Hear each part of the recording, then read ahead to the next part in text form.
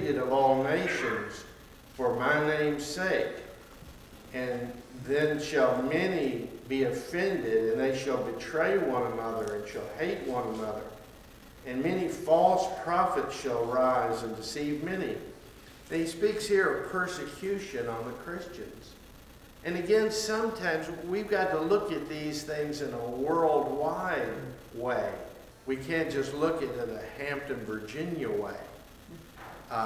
We say, well, I don't feel any great persecution here against Christians. There may be a few little things and so forth, but I don't see any great persecution here.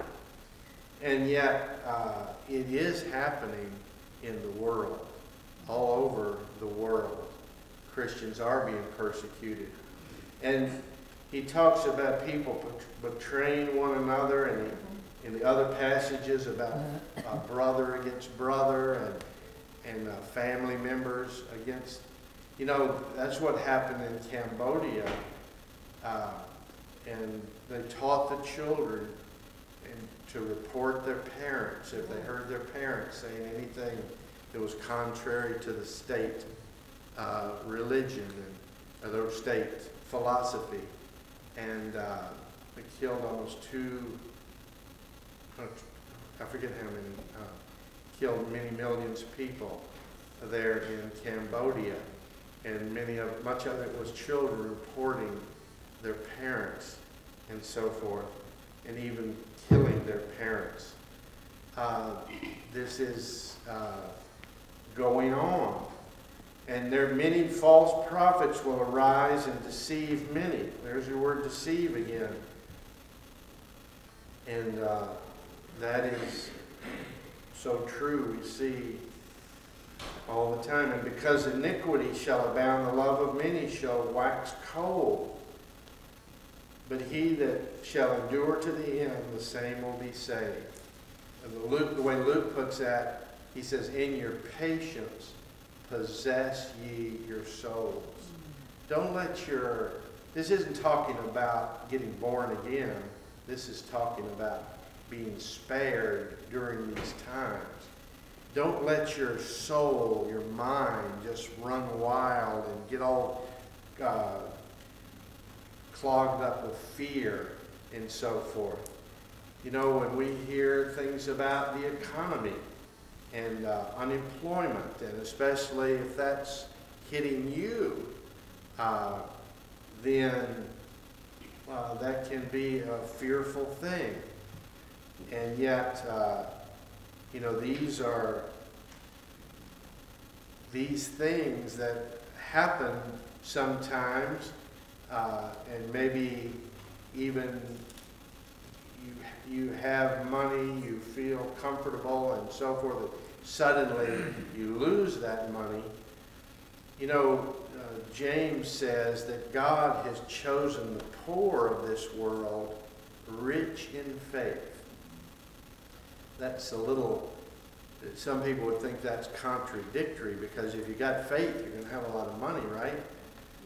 But the poor person, he really learns the faith of, give us this day our daily bread. Sometimes some of us, we've got a full refrigerator and a full pantry and a freezer stuffed with meat and so forth, and we don't really think about daily bread. We got a month's worth of bread, a month's worth of food all stored up there, and a bank full of money to go get more. But till you have a little tsunami and a little, remember when Hurricane Isabel came to us, and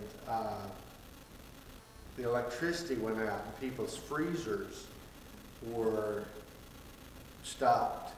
And so people were having cookouts and cooking everything in their freezer, and inviting the whole neighborhood to come over and share. I remember there weren't air conditioners, and and we had to have the windows open. And you could hear people talking outside, and you'd go out and start talking with your neighbors that you hadn't seen for 5 years.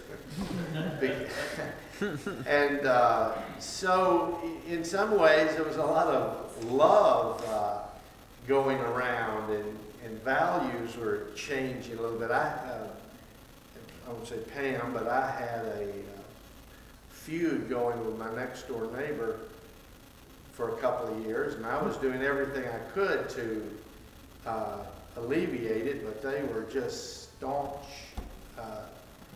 unforgiving there.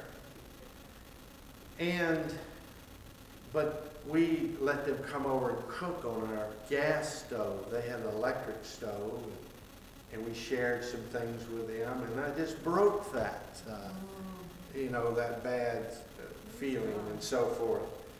So anyway,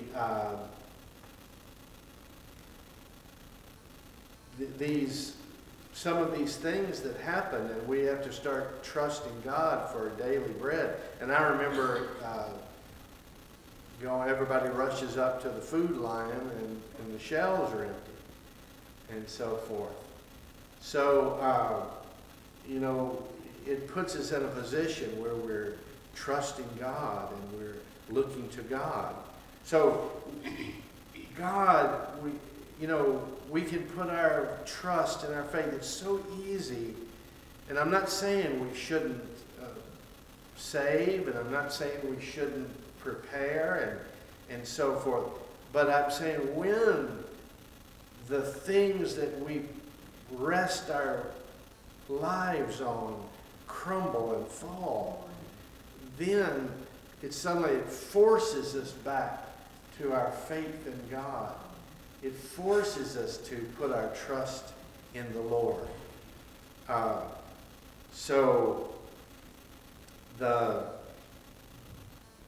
Don't get bent out of shape. In Luke 21, this is a little bit later, but I'm going to bring this verse out right now.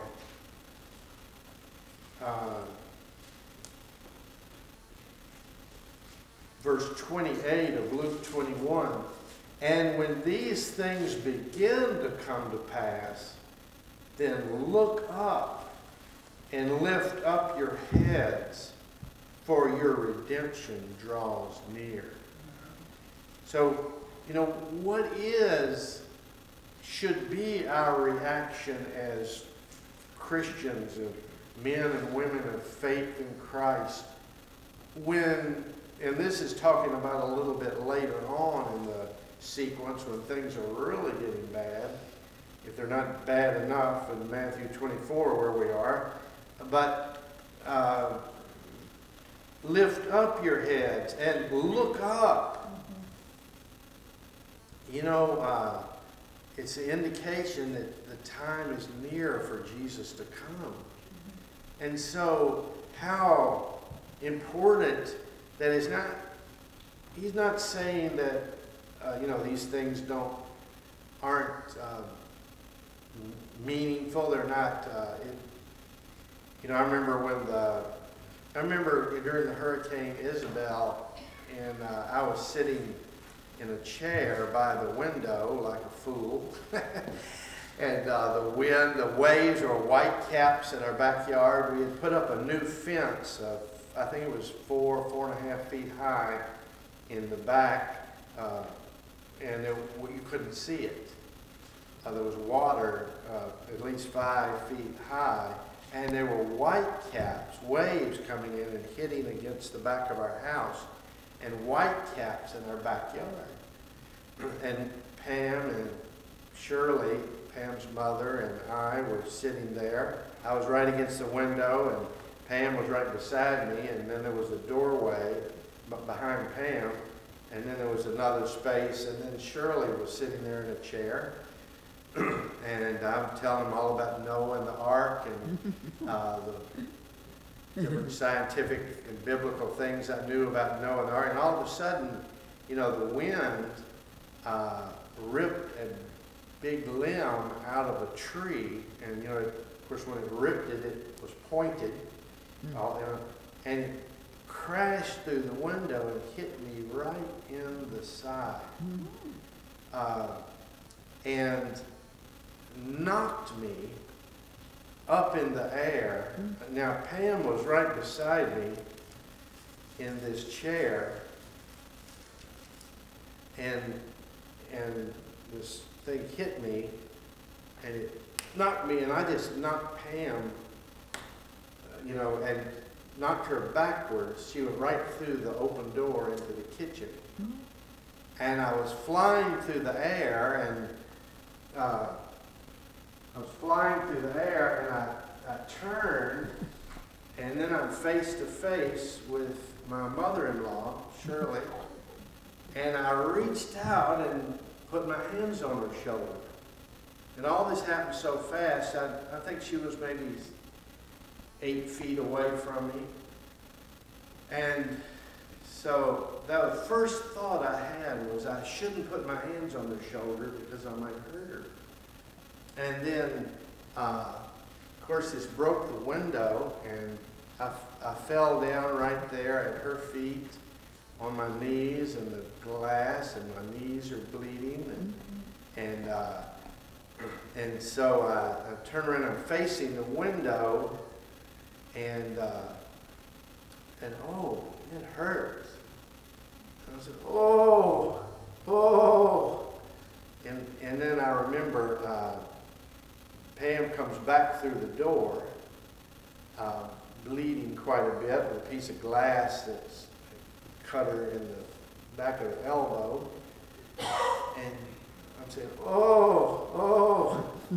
And then at one point, I opened my eyes and I looked and saw that big, jagged limb in the window that had hit me. And so, and then and I rose up and I looked again, and I'm covered in blood.